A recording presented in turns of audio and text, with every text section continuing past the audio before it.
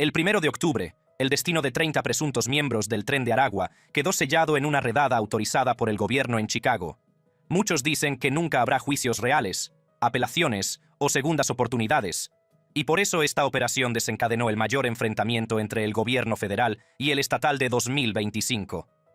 Esto es lo que realmente ocurrió y por qué algunos afirman ahora que Trump y la redada han convertido al gobernador de Illinois en un objetivo: el asalto a South Shore. En la oscuridad de la madrugada del 30 de septiembre de 2025, los residentes de un edificio de apartamentos de 5 pisos en la esquina de la calle 75 y South Shore Drive, en Chicago, se despertaron con una escena que parecía sacada de una operación militar. El sonido de las explosiones resonaba en todo el vecindario, las puertas se salían de sus bisagras, y a través de las ventanas, las familias aterrorizadas veían cómo agentes federales, armados, aterrizaban desde helicópteros Black Hawk en la azotea. Lo que ocurrió esa noche se convertiría en una de las operaciones de control de inmigración más controvertidas de la historia reciente de Estados Unidos. Una redada federal masiva dirigida contra presuntos miembros de la banda venezolana Tren de Aragua, que se saldó con aproximadamente 37 detenciones y desencadenó una tormenta política que enfrentaría a la administración Trump con el gobernador de Illinois, J.B. Pritzker, en una batalla sobre el control de la inmigración, los derechos civiles y la propia definición de santuario estadounidense.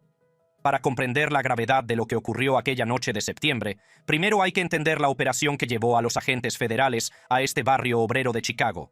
Fue la culminación de la operación Midway Blitz, una iniciativa coordinada puesta en marcha por el Departamento de Seguridad Nacional el 8 de septiembre de 2025, con una misión muy específica y profundamente personal. La operación llevaba el nombre de Katie Abraham, una mujer de 20 años de Glenview, Illinois, cuya vida se vio trágicamente truncada el 19 de enero de 2025, cuando ella y su amiga Chloe Polzin fueron atropelladas y asesinadas por un vehículo conducido por Julio Cuculbol, un ciudadano guatemalteco que presuntamente conducía bajo los efectos del alcohol y tenía una orden de deportación previa que las políticas locales de Santuario no habían logrado hacer cumplir.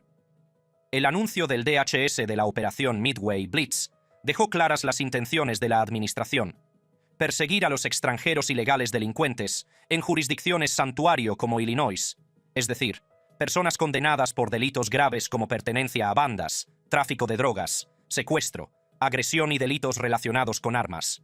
La subsecretaria del DHS, Tricia McLaughlin, dijo que la operación se centraría en aquellos que acudieron en masa a Chicago e Illinois, porque el gobernador Pritzker y sus compañeros políticos santuario los protegerían de la deportación. La retórica era provocadora, ya que planteaba un enfrentamiento no solo con los sospechosos de delitos, sino también con los líderes demócratas de Illinois. Pero la redada del 30 de septiembre representó algo mucho más que una típica operación de control de la inmigración. Fue una demostración de fuerza que reunió a aproximadamente 300 agentes de múltiples agencias federales, entre ellas el Servicio de Inmigración y Control de Aduanas, el Buró Federal de Investigaciones, la Patrulla Fronteriza de los Estados Unidos y la Oficina de Alcohol, Tabaco, Armas de Fuego y Explosivos. Destacó la ausencia de los agentes de policía de Chicago en la operación, lo que puso de relieve la división entre la aplicación de la Ley Federal de Inmigración y la ley local en las ciudades santuario. La no participación de la policía de Chicago reflejaba las políticas de larga data que separan la policía local de la aplicación de la ley de inmigración, políticas que la administración Trump consideraba una amenaza para la seguridad nacional. Así que estuvimos allí durante esta operación nocturna con cientos de agentes federales y oficiales, mientras descendían sobre este complejo de apartamentos en el barrio de Chicago. La ejecución táctica de la redada fue nada menos que extraordinaria y extraordinariamente controvertida. Los agentes federales rodearon el edificio durante toda la noche, estableciendo un perímetro que los residentes describieron como un asedio militar. El uso de helicópteros Black Hawk para acceder a los tejados, con agentes que descendían con equipo táctico completo, creó imágenes que conmocionaron incluso a aquellos acostumbrados a las operaciones policiales agresivas. El costo humano de estas tácticas se hizo evidente de inmediato a través de los testimonios de los residentes que vivieron la experiencia. Los testigos presenciales describieron escenas de profundo trauma. Familias despertadas abruptamente en medio de la noche por agentes armados, personas, incluidos niños, detenidas temporalmente con bridas y daños materiales importantes, como puertas arrancadas y agujeros en las paredes. Percy Fisher, residente del edificio, relató la aterradora experiencia de tener armas apuntándoles a la cara, mientras que Alicia Brooks describió la separación temporal de los niños de sus padres durante el caos de la redada. Sin embargo, desde la perspectiva federal, representada por el comandante general de la patrulla fronteriza de los Estados Unidos, Gregory Bovino, la operación no solo estaba justificada, sino que era necesaria y, en su opinión, se ejecutó sin problemas, tras días de entrenamiento preparatorio.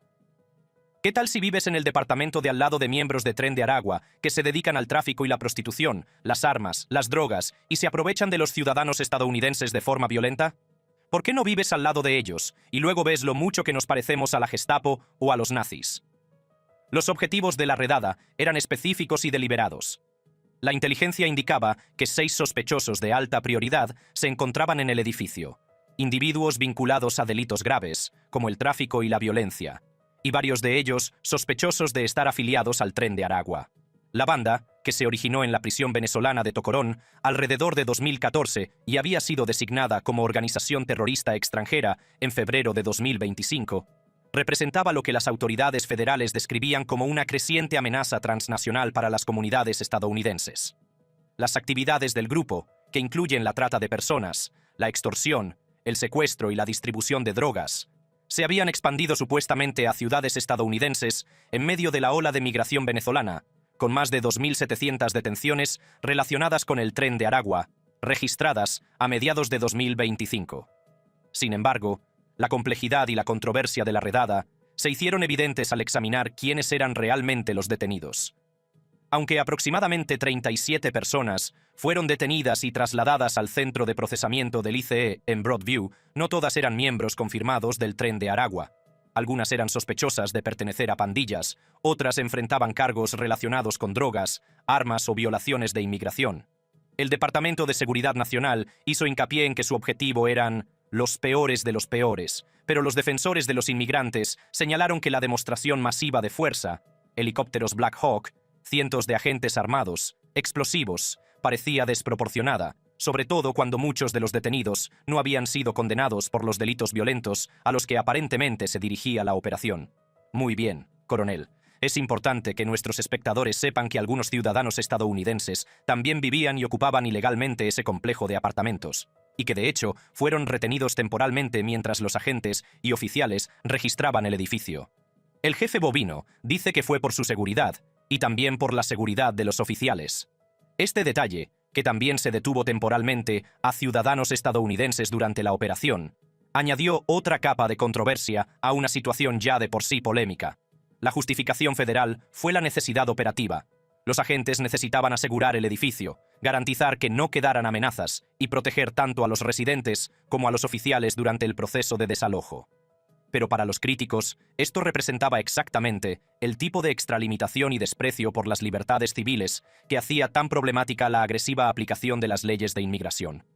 La redada se produjo en el contexto más amplio de los objetivos declarados de la operación Midway Blitz: expulsar a los inmigrantes indocumentados delincuentes que, según las autoridades federales, habían podido permanecer en Estados Unidos, precisamente porque las políticas de santuario de lugares como el condado de Cook e Illinois habían ignorado las órdenes de detención del ICE.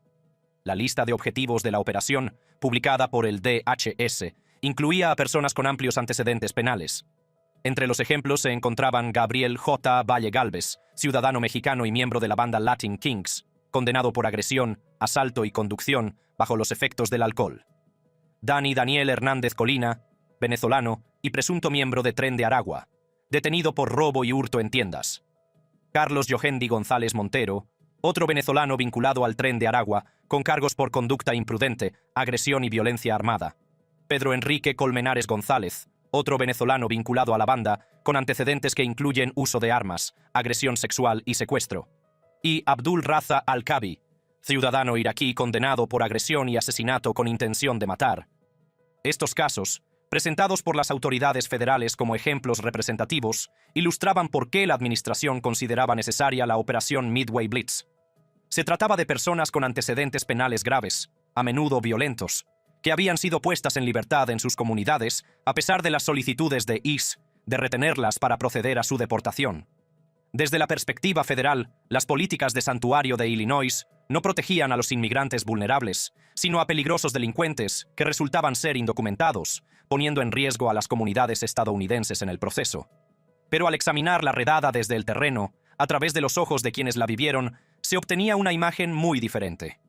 Residentes como Ebony Watson describieron cómo los niños lloraban y eran atados con bridas, lo que supuso una experiencia traumática para familias que no tenían nada que ver con actividades delictivas. Darrell Ballard describió la experiencia como una sensación de asedio, por lo que parecía una invasión militar de su barrio civil. Las implicaciones más amplias de la redada se extendieron mucho más allá de las detenciones inmediatas.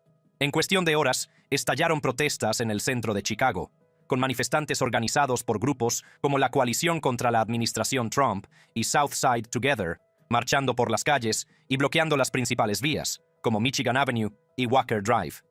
Las demandas de los manifestantes eran claras y directas: redirigir los fondos de las redadas y las deportaciones hacia la atención médica, la vivienda y los servicios comunitarios que realmente abordaran las causas fundamentales de la inseguridad, en lugar de simplemente expulsar a las personas. La redada puso de manifiesto cómo había cambiado la aplicación de las leyes de inmigración bajo Trump, con equipo de grado militar como helicópteros Black Hawk, herramientas de derribo y francotiradores, lo que supuso una fuerte escalada con respecto a las tácticas habituales del ICE. Las autoridades lo calificaron de necesario por motivos de seguridad, pero los críticos cuestionaron la proporcionalidad y el impacto en las comunidades. Más allá de las 37 detenciones, South Shore se convirtió en un punto álgido. El poder federal frente a las políticas de santuario, las tácticas militares en zonas civiles, la seguridad de la comunidad frente al miedo y, en última instancia, visiones contrapuestas de Estados Unidos y de quién pertenece a sus fronteras. La tormenta política sobre las ciudades santuario. La redada de South Shore puede haber sido táctica, pero sus consecuencias la convirtieron en un choque decisivo entre la agenda migratoria de Trump y las políticas de santuario de los estados liderados por los demócratas. En el centro se encontraban dos figuras destinadas al enfrentamiento: el presidente Trump y el gobernador de Illinois, J.B. Pritzker, cuyas visiones opuestas de la gobernanza y su abierto desprecio mutuo alimentaron el conflicto. La participación del gobernador J.B. Pritzker en esta historia fue fundamental para comprender por qué las autoridades federales se centraron en Chicago de forma tan agresiva y por qué las implicaciones políticas de la redada iban mucho más allá de la aplicación de las leyes de inmigración. Como gobernador demócrata de Illinois, un estado que ha implementado algunas de las políticas de santuario más estrictas del país, Pritzker se erigió en firme defensor de las comunidades de inmigrantes frente a lo que él denominó una extralimitación federal. La ley de Illinois limita la cooperación con las autoridades federales de inmigración, restringiendo el cumplimiento de las solicitudes de detención de ICE, políticas que, según los funcionarios federales, permiten que los delincuentes permanezcan en las comunidades en lugar de ser deportados. La respuesta de Pritzker a la redada de South Shore fue rápida y diseñada para lograr el máximo impacto político. En una conferencia de prensa celebrada el 29 de septiembre, junto al alcalde de Chicago, Brandon Johnson, el fiscal general de Illinois, Kwame Raoul, y la presidenta de la Junta del Condado de Cook, Toni Preckwinkle, el gobernador reveló lo que describió como una escalada profundamente preocupante. Un memorándum del Departamento de Seguridad Nacional al Departamento de Defensa en el que se solicitaba el despliegue de 100 soldados, probablemente personal de la Guardia Nacional, para proteger las operaciones del ICE en Illinois en medio de los enfrentamientos con los manifestantes. Pritzker calificó la solicitud como una invasión de las ciudades estadounidenses. Comparó el despliegue propuesto con acciones similares en Oregón y advirtió que su administración estaba dispuesta a presentar demandas para bloquear cualquier presencia militar federal de este tipo en suelo de Illinois. Las declaraciones públicas de Pritzker no se anduvieron con rodeos. Acusó al presidente Trump de mentir sobre los objetivos de las redadas de inmigración, afirmando que los agentes del ICE estaban acosando a personas por no ser blancas, en lugar de centrarse exclusivamente en delincuentes peligrosos, como afirmaba la administración. Calificó toda la operación como autoritarismo disfrazado de seguridad pública. La respuesta de Trump a la resistencia de las ciudades santuario, incluida la oposición de Pritzker, mostró su enfoque más amplio de la inmigración: agresivo, sin complejos y provocador. Había hecho campaña para acabar con lo que él llamaba delitos de los migrantes y castigar a las jurisdicciones santuario. Su administración combinó grandes operaciones de aplicación de la ley con una retórica que presentaba a los líderes demócratas como protectores de los inmigrantes ilegales por encima de los ciudadanos estadounidenses. Y ahora, En Washington, D.C., tras 12 días de intensa actividad, hemos detenido a 1.700 delincuentes reincidentes. Si hay 5 delincuentes reincidentes, pueden hacer que las cifras parezcan muy malas, porque cometen muchos delitos al día. Pero hemos detenido a 1.700, y ellos los han detenido. No había duda de quién era el jefe. Han hecho un trabajo increíble. Según el relato de Trump, Washington había pasado de ser la ciudad más insegura del país a ser casi la más segura en solo un mes.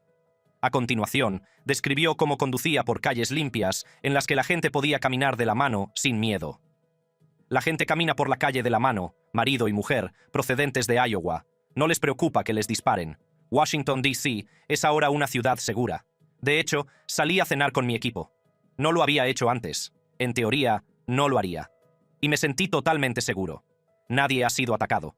Nadie ha resultado herido. La descripción del presidente se extendió más allá de Washington, para abarcar lo que él describió como un patrón más amplio de fracaso de la gobernanza urbana demócrata. Mencionó específicamente a San Francisco, Chicago, Nueva York y Los Ángeles como ciudades que se han vuelto inseguras por culpa de los demócratas radicales de izquierda, sugiriendo que sería necesaria una intervención federal sistemática para enderezarlas una por una. Pero parece que las que están gobernadas por los demócratas radicales de izquierda, lo que le han hecho a San Francisco, Chicago, Nueva York, Los Ángeles, son lugares muy inseguros. Y vamos a enderezarlas una por una. Y esto va a ser una parte importante para algunas de las personas que están en esta sala. Eso también es una guerra. Es una guerra desde dentro. La descripción de Trump de la lucha contra la delincuencia urbana como una guerra desde dentro supuso una escalada retórica significativa al equiparar la aplicación de la ley nacional con un conflicto militar. Este lenguaje sentó las bases para su propuesta más controvertida con respecto a Chicago y otras ciudades: utilizarlas como campos de entrenamiento para las fuerzas militares. Pero le dije a Pete que deberíamos utilizar algunas de estas ciudades peligrosas como campos de entrenamiento para nuestro ejército, la Guardia Nacional. Pero el ejército, porque muy pronto iremos a Chicago.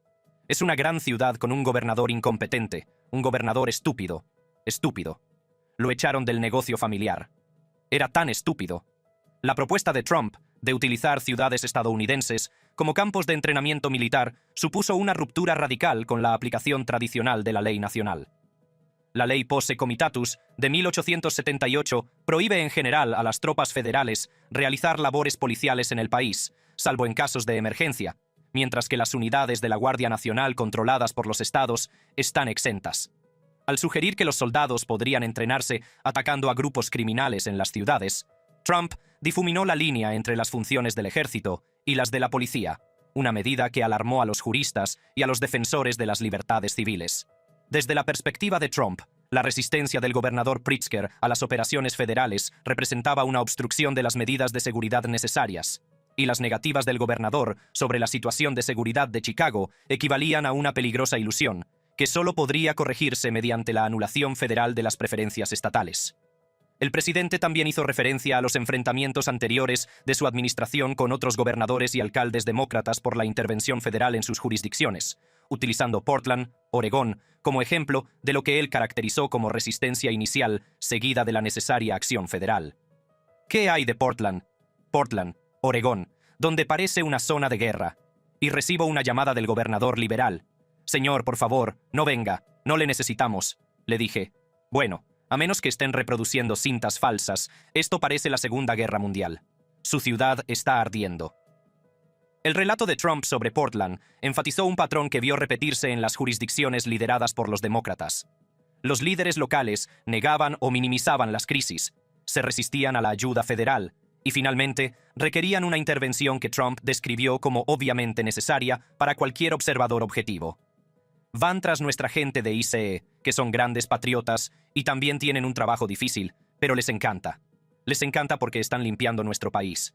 Y así, si nos fijamos en algunas de las cosas que hicieron cuando tomaron el control de partes de Seattle. De hecho, tomaron el control de un gran porcentaje de Seattle. Los comentarios de Trump también abordaron el trato recibido por los agentes federales durante los enfrentamientos con los manifestantes, expresando su indignación particular por los incidentes en los que los agentes sufrieron abusos verbales, escupitajos y proyectiles mientras tenían órdenes de no responder físicamente. Estaba viendo durante el mandato de Biden a las tropas de pie así, de pie en tensión, como yo debería estar todo el tiempo. Y yo estoy así, y la gente está de pie, y su boca está a esta distancia de la suya, y les escupen y les gritan. Y ese soldado que está ahí de pie quiere darle una paliza a esa persona, pero no le permiten hacer nada. La descripción del presidente de los agentes federales, a los que escupían mientras se les prohibía responder, le llevó a anunciar un cambio de política que calificó de sentido común. Ellos escupen, nosotros golpeamos. El cambio de política reflejaba la filosofía más amplia de Trump, de que los agentes federales no debían verse limitados por lo que él consideraba restricciones excesivas cuando se enfrentaban a multitudes hostiles. Así que se quedan ahí parados y reciben insultos. Una mujer estaba a esta distancia de su cara y empezó a escupirle, y él no podía hacer nada. Si les parece bien, generales y almirantes, he eliminado esa restricción. Yo digo, si escupen les golpeamos. ¿Les parece bien? Yo creo que sí. Si escupen es algo nuevo. Si escupen les golpeamos. Del mismo modo, Trump describió incidentes en los que vehículos federales se enfrentaron a una lluvia de piedras y ladrillos, mientras que a los agentes se les ordenó seguir conduciendo sin detenerse para enfrentarse a los atacantes. Su nueva directiva autorizaba a los agentes a salir de los vehículos y hacer lo que les diera la gana cuando se enfrentaran a tales ataques, enmarcándolo como una necesaria defensa propia en lugar de una agresión excesiva. El presidente afirmó que estos cambios en la política ya habían demostrado su eficacia, señalando que, desde que se autorizaron respuestas más agresivas, los agentes federales no habían sufrido el mismo nivel de ataques por parte de los manifestantes. Esto sugería que, desde la perspectiva de la administración, la debilidad percibida y la moderación excesiva habían provocado los ataques, mientras que la autorización de una respuesta contundente los había disuadido. La respuesta de Pritzker a la sugerencia de Trump sobre los campos de entrenamiento fue inmediata y mordaz. El gobernador calificó de espantosa la idea de tratar las ciudades estadounidenses como campos de entrenamiento militar, argumentando que representaba un malentendido fundamental tanto del propósito militar como del gobierno civil. La posición de su administración era clara. Illinois se resistiría a cualquier intento de desplegar tropas federales para operaciones de control de la inmigración, considerando dichos despliegues como una extralimitación federal inconstitucional que violaba tanto la soberanía estatal como los derechos civiles de los residentes. El enfrentamiento entre Trump y Pritzker sobre la inmigración reflejaba visiones del mundo opuestas. Trump calificó las políticas de santuario como una postura liberal que ponía en peligro a los estadounidenses, citando casos como la muerte de Katie Abraham como prueba. Pritzker argumentó que esas políticas generaban confianza, señalando que la mayoría de los inmigrantes indocumentados respetan la ley y que el miedo a la deportación hace que las comunidades sean menos seguras. Líderes republicanos como Tony McCombie respaldaron a Trump, elogiando las redadas federales por restaurar el orden y criticando a los demócratas por anteponer la ideología a la seguridad. El memorándum del Departamento de Seguridad Nacional, en el que se solicitaba la intervención de la Guardia Nacional, se convirtió en un punto especialmente conflictivo, ya que representaba una escalada más allá de la típica aplicación de la ley de inmigración. La solicitud citaba los enfrentamientos entre las operaciones del ICE y los manifestantes, en particular los incidentes ocurridos en el centro de procesamiento del ICE de Broadview, donde más de 200 manifestantes bloquearon las puertas y se enfrentaron con los agentes federales, y donde, según se informa, las fuerzas del orden utilizaron gases lacrimógenos y balas de goma para dispersar a la multitud. Desde la perspectiva federal, estas protestas representaban una peligrosa interferencia en las operaciones legales, que podía permitir la fuga de delincuentes o causar daños a los agentes. Desde la perspectiva de los manifestantes, representaban una resistencia necesaria a políticas y tácticas injustas. La redada de South Shore desencadenó protestas masivas lideradas por grupos de defensa de los derechos de los inmigrantes, que argumentaban que las redadas traumatizaban a las comunidades y desperdiciaban recursos que podrían destinarse a la sanidad o la vivienda. Líderes como el senador estatal Robert Peters afirmaron que esas tácticas destruían la confianza y hacían que las comunidades fueran menos seguras. Los grupos de defensa ofrecieron líneas telefónicas de ayuda y asistencia jurídica, mientras que Pritzker amenazó con emprender acciones legales si se desplegaban tropas federales. La disputa entre Trump y Pritzker se volvió personal, con insultos y acusaciones de autoritarismo que avivaron el enfrentamiento. La inmigración, que antes era un tema bipartidista, se había polarizado profundamente, y la redada puso de manifiesto la división.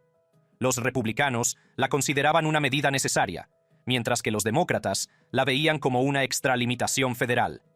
En octubre de 2025, el enfrentamiento persistía, lo que planteaba cuestiones sin resolver sobre las libertades civiles, las tácticas de aplicación de la ley y el equilibrio entre el poder estatal y el federal en la política de inmigración.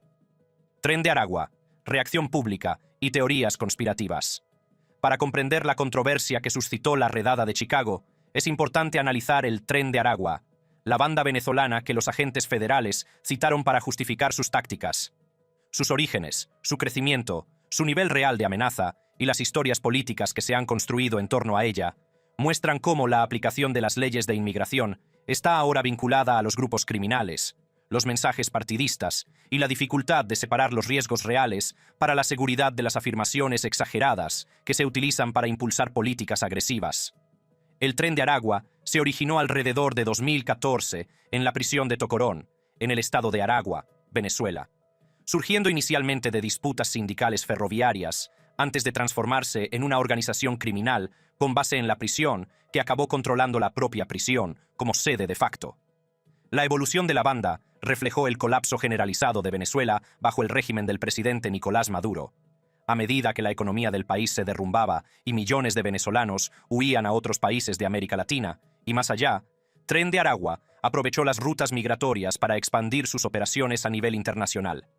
En septiembre de 2023, una redada de seguridad venezolana, en la que participaron más de 11.000 efectivos, tuvo como objetivo la prisión de Tocorón, lo que provocó la fuga de los principales líderes de la banda y el descubrimiento de que la prisión se había transformado en un lujoso complejo con zoológico, club nocturno y piscinas, lo que ponía de manifiesto el poder de la banda y la corrupción que lo había hecho posible. En 2025, Tren de Aragua había establecido operaciones en varios países, entre ellos Colombia, Perú, Chile, Bolivia, Ecuador, Brasil y Estados Unidos. Las actividades delictivas de la organización abarcan una preocupante variedad de delitos: tráfico y contrabando de personas, con especial atención a la explotación de migrantes venezolanos, tráfico de adultos y trabajo forzoso de adultos, extorsión a comunidades migrantes, secuestro para obtener rescate, distribución de drogas, operaciones mineras ilegales y violencia contra rivales y cualquiera que interfiera en sus operaciones.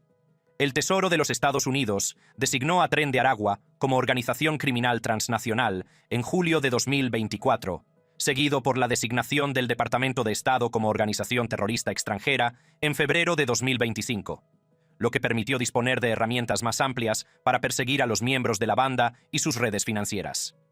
La presencia de la banda en Estados Unidos se convirtió en un punto central para la administración Trump, que destacó repetidamente a Tren de Aragua como prueba de que la migración venezolana no solo traía personas en busca de una vida mejor, sino también peligrosos delincuentes que amenazaban a las comunidades estadounidenses.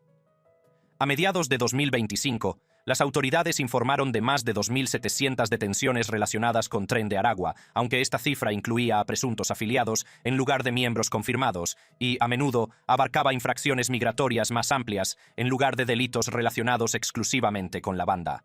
Las presuntas actividades de la banda en ciudades estadounidenses iban desde las bien documentadas hasta las muy controvertidas, con las fuerzas del orden señalando casos de secuestro, agresión y crimen organizado, mientras que los críticos argumentaban que la amenaza se estaba exagerando sistemáticamente con fines políticos. Los casos de alto perfil del Tren de Aragua en Estados Unidos proporcionaron munición para ambas perspectivas. En abril de 2025, 27 miembros fueron acusados en Nueva York de extorsión, tráfico de drogas, tráfico sexual y delitos relacionados con armas de fuego, incluida la participación en asesinatos, tiroteos y el tráfico de jóvenes venezolanas para prostitución forzada. En septiembre de 2025, se presentaron cargos adicionales contra 10 miembros por un doble asesinato en el Bronx, incluidos cargos por crimen organizado y tenencia ilícita de armas. Estos casos demostraron que los miembros del Tren de Aragua operaban efectivamente en ciudades estadounidenses y cometían delitos graves, lo que daba credibilidad a las preocupaciones de las fuerzas del orden. Sin embargo, la brecha entre estos casos documentados y las afirmaciones más generales sobre el nivel de amenaza de la banda dio lugar a un intenso debate. Una investigación de NBC News reveló que los funcionarios de la administración Trump habían exagerado el control de Tren de Aragua sobre ciertas áreas, y Trump afirmó que la banda había invadido y conquistado lugares como Aurora, Colorado, con armamento de grado militar superior al de la policía, afirmaciones que los expertos en aplicación de la ley y los funcionarios locales cuestionaron.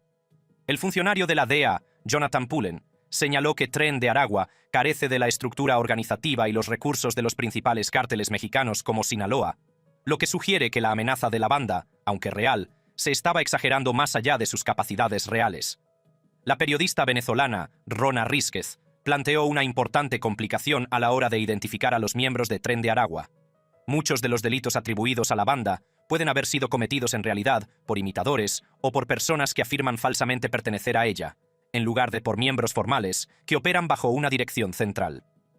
El uso de tatuajes como identificadores por parte de la banda dio lugar a posibles identificaciones erróneas, ya que las autoridades a veces se basaban en tatuajes o afiliaciones declaradas que en realidad no eran habituales en la organización. Aún más controvertido fue el hecho de que las autoridades federales difundieran una guía en la que se afirmaba que ciertos emojis, trenes, espadas, ninjas, podían indicar la afiliación al Tren de Aragua, una afirmación que los expertos y críticos tacharon de ridícula y susceptible de dar lugar a identificaciones falsas. El líder principal, Héctor Rustenford Guerrero Flores, alias Niño Guerrero, escapó de la redada de Tocorón en 2023 y sigue en libertad en octubre de 2025, y se cree que se esconde en el estado venezolano de Bolívar o posiblemente en Colombia. El Departamento de Estado de EEUU aumentó la recompensa por información que condujera a su detención a $12 millones, lo que refleja tanto su importancia como la dificultad para localizarlo. Otras figuras clave son Johan José Romero, alias Johan Petrica, cofundador con una recompensa de $4 millones, y Giovanni Vicente Mosquera Serrano, alias El Viejo, que se convirtió en el primer miembro del Tren de Aragua en ser incluido en la lista de los 10 más buscados del FBI en junio de 2025, con una recompensa de $3 millones. La naturaleza descentralizada de las operaciones del Tren de Aragua complica los esfuerzos para evaluar su verdadero nivel de amenaza. A diferencia de las jerarquías tradicionales del crimen organizado con cadenas de mando claras, la banda opera más bien como una red de franquicias, con células semiautónomas que pueden coordinarse con los líderes, pero que a menudo actúan de forma independiente. Esta estructura hace que la organización sea resistente. El arresto de miembros de alto rango no desmantela necesariamente las operaciones locales. Pero también significa que no todos los delitos cometidos por alguien que dice pertenecer al Tren de Aragua representan una actividad coordinada de la banda dirigida por sus líderes. Algunos expertos describen muchos de los delitos cometidos por el Tren de Aragua en Estados Unidos como actos oportunistas de individuos que se aprovechan de la reputación de la banda, más que como operaciones organizadas dirigidas desde Venezuela. El enfoque de la administración Trump hacia el Tren de Aragua se extendió más allá de la aplicación tradicional de la ley para incluir controvertidas acciones militares. En septiembre de 2025, el ejército estadounidense llevó a cabo un ataque contra un barco en el Caribe, en el que murieron 11 personas que, según la administración, eran miembros del Tren de Aragua involucrados en el tráfico de drogas. Las autoridades venezolanas cuestionaron esta caracterización, y el ministro del Interior, Diosdado Cabello, afirmó que ninguna de las personas asesinadas era miembro de la banda ni traficante, y calificó el ataque de crimen atroz y ataque militar contra civiles. Este incidente puso de relieve los riesgos de intensificar las operaciones contra las bandas para incluir ataques militares cinéticos. Sin pruebas transparentes de la identidad y las actividades de los objetivos, estas operaciones corren el riesgo de matar a personas inocentes y de avivar las tensiones internacionales. La narrativa política en torno al Tren de Aragua se fue recrudeciendo a lo largo de 2025. El presidente Trump mencionó repetidamente a la banda en discursos y publicaciones en redes sociales, presentándola como prueba de que la migración venezolana traía consigo una invasión de delincuentes que amenazaban a las comunidades estadounidenses. Su promesa electoral de octubre de 2024 declaraba: «Encarcelaremos a estos delincuentes despiadados y sanguinarios o los echaremos de nuestro país». Hoy anuncio que, al asumir el cargo, pondremos en marcha la Operación Aurora a nivel federal. Para acelerar la expulsión de esta banda salvaje, invocaré la Ley de Enemigos Extranjeros de 1798 para perseguir y desmantelar todas las redes criminales de migrantes que operan en suelo estadounidense. La invocación de la Ley de Enemigos Extranjeros, una ley de 1798 diseñada originalmente para la detención en tiempo de guerra de ciudadanos enemigos, para perseguir a los miembros de la banda, representaba una maniobra legal dramática que se enfrentaría a importantes impugnaciones judiciales. En septiembre de 2025, la Corte de Apelaciones del Quinto Circuito de los Estados Unidos dictaminó que Trump no podía utilizar esta ley para acelerar las deportaciones de los presuntos miembros del Tren de Aragua, coincidiendo con los grupos de defensa de los derechos de los inmigrantes, en que la aplicación de las leyes de detención en tiempo de guerra a los miembros de las pandillas excedía la autoridad presidencial. Esta sentencia puso de relieve las tensiones constitucionales que suscitaba el enfoque agresivo de la administración. Incluso cuando se trataba de personas potencialmente peligrosas, el uso de poderes extraordinarios diseñados para amenazas militares extranjeras planteaba serias dudas sobre el debido proceso y los límites de la autoridad ejecutiva. La dimensión internacional de la persecución del Tren de Aragua planteó complicaciones adicionales. Estados Unidos extraditó a 5 presuntos miembros del Tren de Aragua a Chile el 1 de octubre de 2025 por delitos que incluían homicidio y secuestro, lo que demostró la cooperación internacional contra la banda. Varios países de América Latina, Colombia, Perú, Chile y Argentina, habían detenido a miembros del Tren de Aragua y desmantelado células, lo que sugería que la banda representaba una amenaza transnacional legítima.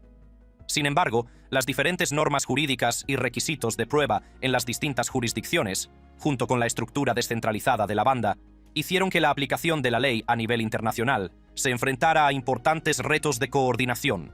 El debate sobre el Tren de Aragua planteó cuestiones más amplias sobre la inmigración, la aplicación de la ley y la política. ¿Cómo se debe equilibrar la seguridad con las libertades civiles? ¿Cuándo se convierte la aplicación de la ley en un castigo colectivo? ¿Deben utilizarse tácticas militares en la policía civil? La redada de South Shore obligó a los estadounidenses a afrontar estas cuestiones de frente. A lo largo de 2025, las redadas continuaron. En Houston se detuvo a 25 miembros de Tren de Aragua entre los 350 detenidos, mientras que en Denver se acusó a 30 personas por tráfico de drogas y asesinato por encargo. Sin embargo, la tensión fundamental se mantuvo. ¿Era Tren de Aragua una amenaza importante o un peligro limitado exagerado para justificar medidas drásticas contra la inmigración? En realidad, era ambas cosas. Se detuvo a verdaderos delincuentes, pero también a muchas personas con vínculos débiles, lo que dejó a las comunidades de inmigrantes conmocionadas. Gracias por vernos. Si te ha gustado este video, haz clic en uno de los recuadros que aparecen en tu pantalla para ver más contenido similar.